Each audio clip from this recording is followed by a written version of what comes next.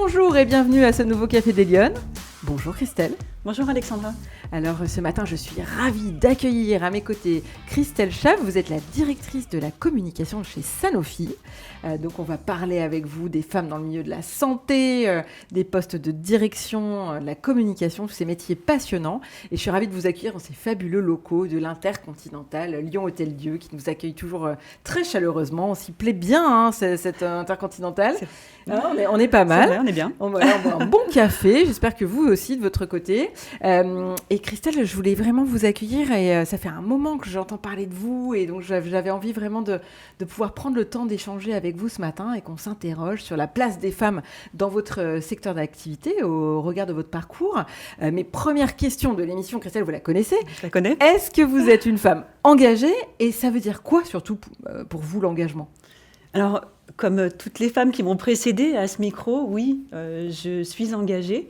J'ai deux moteurs qui sont la science et la santé. Cet engagement, pour moi, il sert à donner de la place et de la visibilité, en particulier aux femmes, dans ces deux sujets sociétaux. Donc l'engagement, on s'engage pour quelque chose ou pour quelqu'un. Cette notion de partie externe, finalement, est très importante et c'est du temps, c'est de l'énergie, c'est de la détermination. C'est de pouvoir, je pense, avoir un impact pour faire avancer cette cause. Alors là, vous venez carrément de me parler tout de suite de la visibilité des femmes. Ça veut dire que vous l'avez en tête, c'est un sujet pour vous ? Alors oui, c'est un sujet pour deux raisons. Je pense à titre personnel, où il y a eu cette démarche au cours de ma carrière, de vouloir m'engager en tant que femme. Et puis aussi cette volonté de pouvoir m'engager pour les autres femmes. Parce que, en particulier, dans le domaine des sciences, les femmes sont sous-représentées. Et il était important, et je me suis aperçue aussi au cours de ma carrière, qu'il était important d'œuvrer pour faire en sorte que cette place soit valorisée, en tous les cas. Alors, ça veut dire que dans votre secteur d'activité, encore aujourd'hui, les femmes, elles sont moins nombreuses. C'est quoi la place des femmes aujourd'hui dans le milieu des sciences ? Alors, dans le milieu des sciences et dans certaines industries, on sait quand même qu'il y a une surreprésentation des hommes. Et que dans les études scientifiques notamment, il y a encore une difficulté d'accès ou peut-être un choix qui est non fait par les filles pour s'orienter vers effectivement ces filières scientifiques. Dans le domaine de la santé, alors c'est très large, moi je peux parler de ce que je connais, c'est-à-dire l'industrie pharmaceutique, où là, les études que l'on a montrent au contraire qu'il y a de façon très large, plutôt une majorité de femmes, à hauteur de 57% à peu près, de façon générale. Par contre, quand on monte dans l'ascenseur managérial, on s'aperçoit qu'il y a à peu près la moitié, 50% de femmes, dans des postes de cadres supérieurs ou de cadres dirigeants, mais que l'on tombe à 28% quand il s'agit de membres exécutifs, dits exécutifs. Donc on retrouve quand même ce plafond de verre dans les postes dits supérieurs des organisations, même si, on le sait quand même, il y a une évolution et des progrès qui sont réalisés. Mais alors, Christelle, elles manquent de quoi, les femmes, pour réussir ? Pourquoi elles n'y arrivent pas ? Je pense qu'elles manquent de rien. Elles ont tous les atouts pour le faire. C'est probablement ce qui s'inscrit très tôt dans l'enfance avec ces constructions sociales où probablement les filles osent moins, ont moins cet esprit de la compétition ou du challenge peut-être, et c'est aussi une question d'éducation, je pense. Et donc c'est à nous, en tant que femmes aussi, à faire en sorte que les choses puissent évoluer. Mais alors, moi j'ai envie de vous poser la question, quand vous étiez petite fille, vous rêviez de faire quoi plus tard ? Vous vouliez être médecin, vous vouliez être dans les sciences ? Non, alors je crois, comme beaucoup de petites filles, avec ces stéréotypes genrés de l'enfance, que j'ai probablement désiré faire coiffeuse ou maîtresse. Mais j'ai eu la chance d'être dans une famille qui a valorisé très tôt les sciences. Alors, j'ai été entourée de garçons aussi. Donc j'ai un frère et puis des cousins. Je remercie mes parents et mon entourage familial de m'avoir traitée vraiment et de m'avoir éduquée comme tous ces garçons. Oui, il n'y avait pas de différence. Il n'y avait pas de différence. Ok. C'est-à-dire que vraiment, alors moi je reconnais avoir beaucoup joué aux voitures et voilà, pas forcément à la poupée. Ouais. Donc ça a été aussi cette empreinte familiale. Et très tôt, mes parents nous ont quand même poussés vers des études scientifiques avec mon frère. Ok. Et donc j'ai suivi cette voie qui m'avait été plus ou moins recommandée. C'est vrai que je ne connaissais pas non plus. Et oui, c'est sûr. Hein, Donc j'ai fait c'est des important. études de sciences, j'ai fait un parcours scientifique et des études scientifiques. Alors, vous avez fait quoi comme études scientifiques? Alors j'ai fait ce qui aujourd'hui correspond à un master 2 en neurosciences, D'accord. donc un parcours universitaire, Ouais. que j'ai complété ensuite par une formation plus académique en communication scientifique. Donc je me suis orientée aussi vers cet aspect de la science, c'est-à-dire comment partager les informations. Et je pense que je suis très curieuse. Ça m'a aussi poussée vers tous les outils numériques. Alors Ouais. j'ai été très vite intéressée par l'Internet qui se développait à l'époque où j'ai commencé à travailler, où j'ai terminé mes études et j'ai commencé à travailler. Et ensuite, la montée en puissance et l'avènement des réseaux sociaux. Qui sont aussi aujourd'hui une part importante du travail que je peux réaliser en communication. Mais c'est étonnant d'avoir voulu tout de suite marier ces deux secteurs, parce que très souvent, les gens qui vont dans les filières scientifiques n'aiment pas les gens qui vont dans la communication, et les gens qui vont dans la communication ne sont pas forcément à l'aise toujours avec les sciences. C'est étonnant de commencer très tôt comme ça sur les deux. Alors, j'étais quand même plutôt dans la partie science, on va dire, Ouais. et puis j'ai eu l'opportunité aussi, la très belle opportunité de pouvoir rentrer très tôt dans l'industrie pharmaceutique. Ouais. Alors, j'ai eu plusieurs années plutôt de fonction médicale, mais toujours avec cette appétence pour les bases de données, l'Internet. On ne parlait pas encore trop à l'époque de réseaux sociaux. Dans tous les cas, on voyait qu'il y avait quelque chose qui arrivait dans la connexion, la connectivité peut-être qui s'installait en Ouais, fait de ouais. manière beaucoup plus large. Et il y avait quelque chose, moi, qui me fascinait là-dedans. Donc, en fait, très tôt, j'ai eu aussi cette opportunité. On était une petite structure à l'époque de pouvoir travailler sur ces deux aspects, à la fois la science, le médical et la communication qui m'intéressaient, avant de faire le grand saut vers vraiment des fonctions de communication. Mais alors, attendez, vous finissez vos études. Donc, vous étiez à Lyon, à l'université à Lyon? Oui, j'étais à Lyon. Donc, vous finissez vos études. C'est quoi votre premier job? Alors, je suis rentrée, en fait, alors j'ai fait un an d'études à Nancy, aussi à l'Institut Polytechnique de Nancy, donc une formation en communication scientifique. Je cherchais un stage de fin d'études. À l'époque, j'avais eu l'opportunité de faire un stage dans une entreprise de l'énergie en région parisienne. Et je m'étais déjà plus ou moins engagée. Et j'ai été rappelée par Sanofi, donc une co-entreprise entre Sanofi et MSD, en région lyonnaise, qui avait dans un premier temps décliné ma candidature et puis qui m'avait rappelée. Et ça a été une évidence pour moi, c'est-à-dire que je ne me posais plus de questions. J'avais envie de rejoindre très vite cette entreprise. Et donc, je suis rentrée dans cette entreprise. Et j'ai fait ma carrière, une longue carrière dans cette entreprise, avant ensuite de travailler dans la maison mère, une des deux maisons mères, en l'occurrence Sanofi. Mais quand vous me dites que c'était une évidence, qu'est-ce qui vous guidait? C'était parce que vous aimiez bien le secteur, l'entreprise en particulier, l'image qu'elle dégageait? Qu'est-ce qui vous plaisait? D'une part parce que c'est une industrie qui travaille évidemment pour améliorer la santé des gens. On met à disposition des médicaments, des vaccins. Donc derrière, il y a un impact sur la vie des gens qui est très fort. Et aussi, à titre individuel, j'avais connaissance de ce qu'était Sanofi en région lyonnaise. Une entreprise avec une notoriété, un impact très fort, à mon sens, moi qui avais été éduquée en région lyonnaise.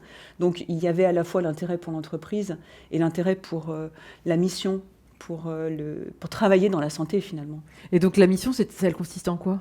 Alors mon premier job, c'était un travail qui consistait à être attaché scientifique, en charge de l'information médicale et de la formation médicale. Okay. C'est-à-dire que je travaillais à conseiller les professionnels de santé sur nos solutions et également à faire des formations sur nos produits et sur les maladies qui étaient évitables par les vaccins que nous commercialisons, auprès, par exemple, des visiteurs médicaux ou des nouveaux arrivants dans l'entreprise. Ah oui, d'accord. Donc, vous avez tout de suite commencé sur cette espèce de lien entre les deux, entre science et faire savoir, Oui. La commercialisation, mais faire connaître le produit scientifique. Donc, le côté un peu vulgarisation. Oui, la vulgarisation et faire aussi... Alors, c'était donner du sens à l'intérêt des produits, aux bénéfices des produits, notamment parce que souvent dans la vaccination, il est parfois pas évident de voir le bénéfice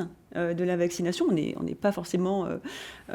on est en contact avec tout un tas de virus et de bactéries, mais on ne le voit pas forcément. Donc c'était valoriser le bénéfice, évidemment, de la vaccination au sens large, et des produits, bien sûr, pour nos collègues, mais de la vaccination au sens large au regard des maladies et évidemment de ce qu'elles peuvent entraîner. Ouais. Donc vous rentrez en stage et en fait après vous faites votre place et vous continuez dans la même société. Voilà, j'ai passé une vingtaine d'années dans cette co-entreprise, dans une dizaine d'années dans des fonctions médicales, ensuite, toujours avec un pied dans la com quand même, avant de basculer complètement dans la communication et de prendre des fonctions de communication externe principalement. Ok. Et comment on arrive, alors comment on devient directrice de la communication de Sanofi? Parce que c'est incroyable, c'est formidable comme poste. Alors j'ai mis un pied dans la communication et en fait très vite, moi j'ai développé quelque chose que je connaissais peu à l'époque, qui sont les relations presse. Et tout ce travail autour de l'accompagnement des dirigeants, mais surtout de comment on construit ces relations avec les médias. J'ai travaillé un certain nombre d'années et j'ai aussi travaillé beaucoup en période de crise. Donc ça a été évidemment quelque chose qui a fait basculer en fait ma carrière, puisque très vite j'ai été confrontée à la fois des situations sensibles, mais aussi de l'exposition. En étant porte-parole, en étant représentante de cette entreprise. Évidemment, il y a eu quelque chose qui a changé de dimension, je dirais. Mais surtout, les relations presse m'ont énormément intéressée. C'est un monde que je découvrais et sur lequel j'ai été accompagnée aussi. J'ai fait quelques formations qui m'ont aidée en termes de posture. Et puis aussi en termes probablement de travailler cette confiance en soi que je n'avais pas forcément. C'est vrai? Oui. Parce que je n'avais pas forcément, que je ne suis pas non plus aujourd'hui parfaitement à l'aise, mais dans tous les cas, je l'ai beaucoup travaillé et je le travaille encore. Et vous avez jamais eu le fameux syndrome de l'imposteur dont souvent les femmes parlent, de se dire... Je pense que quelque part, au fond, oui. Et ça résonne dans tous les cas. Mais j'ai vraiment cette conviction au fond de moi que ça se travaille aussi. Et qu'il faut absolument... et c'est aussi ça que j'ai conseillé plus tard à mon équipe, aux personnes avec mes collaboratrices, puisque j'ai eu en grande majorité des collaboratrices, de pouvoir sortir de notre zone de confort finalement, de s'exposer et de valoriser le bénéfice que l'on pouvait en tirer à titre personnel ou au titre de l'entreprise. Vous trouvez que les femmes, elles sont aujourd'hui suffisamment impliquées dans le débat public, précisément sur ces sujets de santé publique, de vaccination? Parce qu'il y a un vrai... Enfin, moi, je suis frappée de ça parce que je pense qu'on est la même génération. Quand on a commencé, il n'y avait pas vraiment de sujet sur la vaccination. Enfin, c'était une évidence assez générationnelle, on va dire. Et puis, d'année en année, on a senti le débat un peu glisser, pour ne pas dire déraper. Et finalement, on a eu l'impression que les sciences, c'était moins, moins attrayant, ou alors ça avait une espèce de perte de valeur. Est-ce que vous trouvez que les femmes, elles sont assez présentes à l'offensive sur ce sujet? Alors, il est tout à fait exact, Alexandra, que ce sujet autour de la confiance dans la science et aussi la confiance dans les produits de santé est aujourd'hui clairement remise en question. Il y a quand même des rapports qui ont été réalisés, encore un tout à fait dernièrement, qui montre effectivement qu'il y a une désinformation massive dans les sujets scientifiques, Évidemment, parmi les sujets scientifiques, la santé est un des sujets sur lesquels on sait qu'il y a une désinformation encore plus accrue peut-être que dans d'autres secteurs. Donc ça, c'est tout à fait clair, il y a des données qui sont très précises. Je pense que les femmes qui s'engagent le font parfaitement bien, et heureusement, il y a de très nombreuses femmes qui s'engagent. Et d'ailleurs, c'est aussi ce que j'essaye de valoriser de par ma fonction. Ouais. C'est de faire en sorte que les femmes de notre industrie puissent trouver des domaines d'expression, dans tous les cas de la visibilité, de la place dans ce débat et dans ce qu'on peut considérer comme étant des sphères d'influence ou de communication, pour porter justement leur propre expérience de la science et de la santé. Après, je pense que statistiquement, on retrouve au niveau de l'expression publique et de l'engagement public ce que l'on a ailleurs, c'est-à-dire probablement une sous-représentativité des femmes. Elle est certainement liée aussi, peut-être on a quelques données, même si ce n'est pas très poussé, sur le fait que la parentalité, par exemple, peut être un obstacle à l'engagement public. Ou politique, par exemple, et qu'à âge équivalent, hommes et femmes n'ont pas autant, je dirais, d'engagement, parce qu'on sait qu'une maman, bien souvent, va être plus occupée, statistiquement, que les papas, avec les enfants, et que c'est du temps qu'elles n'ont pas pour s'engager dans le débat public ou politique. Alors qu'elles n'ont pas ou qu'elles ne prennent pas. Et qu'elles ne prennent pas. Non, c'est vrai, il y a aussi cette dimension où finalement les femmes, finalement, parfois se retrouvent plus facilement en disant je n'ai pas le temps. Donc finalement, c'est aussi pratique de se dire qu'on n'a pas le temps. Parce qu'il y a des femmes qui le trouvent, ce temps. Et elles ont aussi des enfants, elles ont aussi une vie familiale riche, etc. Donc, Bien sûr. Après, je pense, et peut-être, je ne sais pas si c'est très exact comme science pour le coup, mais certaines femmes font effectivement cette démarche-là. Encore faut-il qu'il y ait des aides derrière pour dégager du temps. Donc, probablement, il y a une catégorie de femmes plus aidées, peut-être.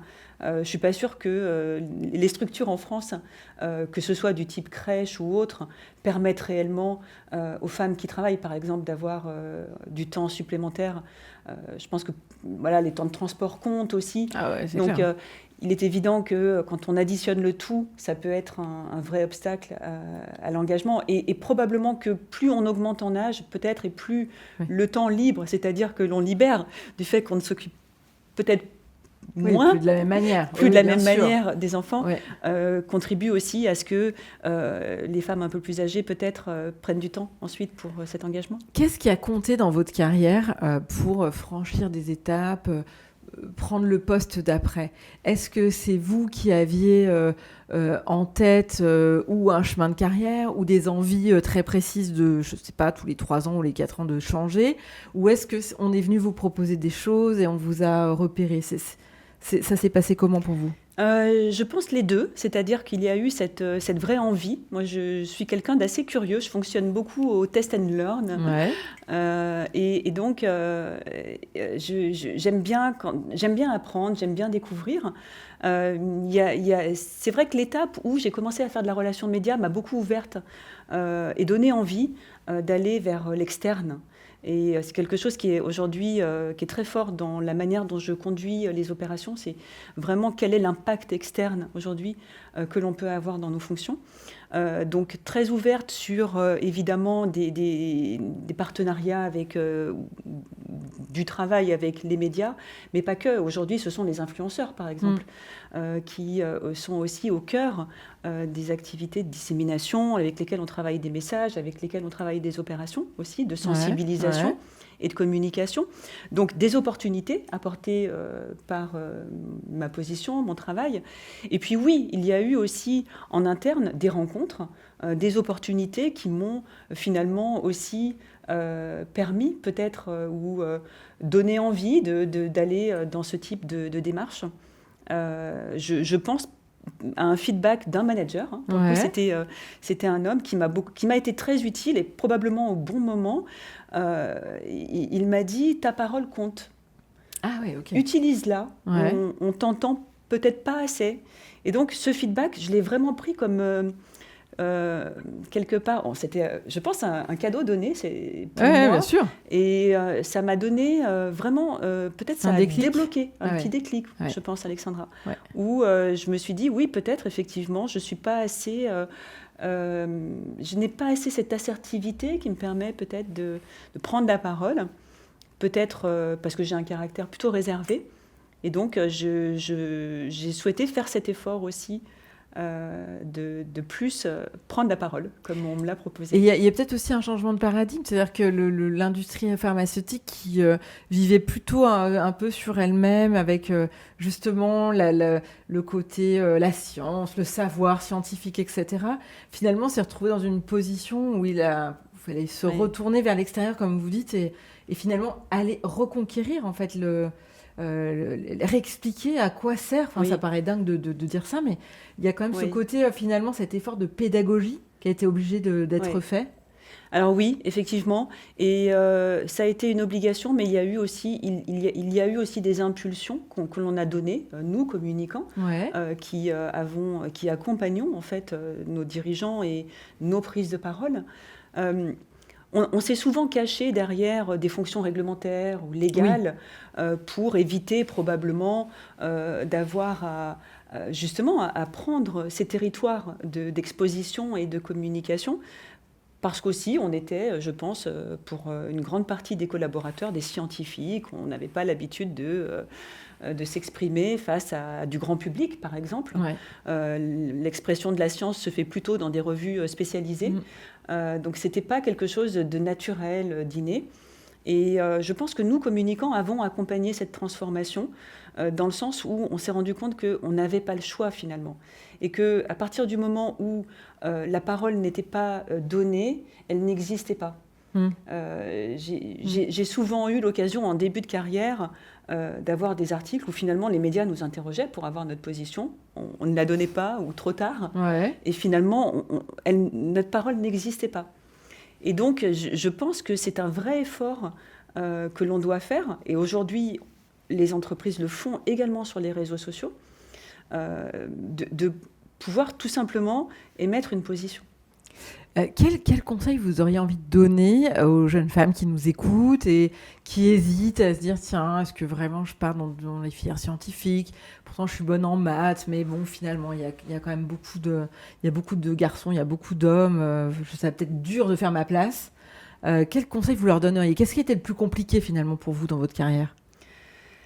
Je crois que c'est une question de suivre ses envies. Je pense qu'il faut vraiment réaliser, et quand on a des compétences en plus, parce qu'on sait que les filles sont quand même assez compétentes, autant parfois avec peut-être une manière un peu différente de l'exprimer par rapport aux garçons, c'est d'y aller, tout simplement, parce que je crois qu'ensuite, derrière, ça ouvre beaucoup de portes. Les filières scientifiques et le parcours scientifique, pour moi, donne quand même une base et des fondations qui sont très intéressantes et qui permettent, quoi qu'il en soit, d'ouvrir un maximum de portes. Donc j'aurais envie de répondre, il faut y aller. Il faut y aller et tout est ouvert, tout est possible. Il faut simplement peut-être oser, avoir cette confiance. Et clairement, ça passe par l'éducation. Un programme a été mis en place en 2025, donc c'est tout récent, le programme Filles et Maths, qui favorise justement le choix de carrière scientifique pour les filles, de manière à ce qu'on puisse améliorer l'entrée dans des filières scientifiques des filles en France. Et je pense que c'est une très belle initiative. Oui, puisque ce qui est intéressant dans votre parcours, c'est le côté trait d'union, justement, entre la carrière scientifique vraiment à proprement parler, et puis finalement la possibilité de faire d'autres choses sur les bases de cette carrière scientifique et d'aller sur des métiers de représentation, d'influence, qui sont peut-être plus à la mode, entre guillemets, en tous les cas aujourd'hui. Mais en fait, peut-être que quand on part dans une filière scientifique, on ne voit pas toutes les applications qu'il peut y avoir. Oui, absolument. Je pense que c'est comme je l'ai dit, je le considère comme de bonnes fondations, de bonnes bases. Pour moi, la science permet une certaine structuration de pensée qui probablement ouvre de très nombreuses portes. Il y a de très nombreux métiers dans les sciences et probablement que, et ça c'est des choses qu'on fait aussi, hein. Nous on s'ouvre beaucoup aux jeunes par exemple chez Sanofi. D'accord. On a de très nombreux partenariats avec des associations, Télémac, Capital Filles, qui nous permet aussi de travailler avec des jeunes collégiens ou lycéens pour valoriser les métiers. Alors les métiers scientifiques de l'industrie, les métiers de la santé, mais c'est aussi permettre une meilleure connaissance pour ces jeunes de ce qui peut être fait. Parce que je pense que quand on est vraiment dans les périodes collège-lycée, il est très difficile de se représenter quels peuvent être les métiers quand on parle de sciences. Je pense qu'on a une vision probablement de 10% de ce qui peut exister en termes de métiers. Et donc il est important aussi pour nous de valoriser nos métiers. Ça c'est quelque chose que l'on fait, que l'on développe aujourd'hui. Et alors, Christelle, dernière question. Si vous aviez une baguette magique, quelles mesures vous prendriez pour que les femmes elles soient plus présentes, plus visibles dans le débat public, dans l'espace public ? Alors, j'aurais envie de proposer un dispositif ou quelque chose qui ressemblerait peut-être à un statut professionnel un peu généralisé, où l'on pourrait, de manière formalisée, consacrer, là où c'est possible, dans le public comme dans le privé, 10% de son temps pour les femmes à faire de l'engagement public ou politique, que ce temps évidemment soit pris sur le temps professionnel et surtout qu'il soit reconnu, qu'il soit accompagné aussi, donc que l'on puisse par exemple l'accompagner par des formations en prise de parole, en réalisation de messages, en travail sur la posture, par exemple. Toutes ces choses qui sont nécessaires à une meilleure expression de soi-même et de ses positions dans l'espace public, et qu'il soit évidemment reconnu et valorisé dans la carrière. Donc c'est quoi, un genre de service civique de l'engagement Oui, on pourrait appeler ça, ça existe déjà probablement dans des fonctions, mais effectivement, ça serait un statut professionnel qui permettrait pour un maximum de femmes. Alors après, on pourrait définir peut-être un certain nombre de femmes qui pourraient bénéficier de ce dispositif partout là où c'est possible et qui contribuerait aussi à cet engagement des femmes à partir du moment où c'est rémunéré, le temps est intégré et où c'est quelque chose qui est, qui est reconnu et valorisé. Est reconnu et valorisé. Très bien, Christelle, merci beaucoup d'avoir pris de votre temps pour venir partager ce matin ce Café des Lionnes avec nous. Merci Alexandra. Je vous souhaite une bonne semaine et je vous dis le rendez-vous la semaine prochaine pour un prochain Café des Lionnes. Bonne semaine.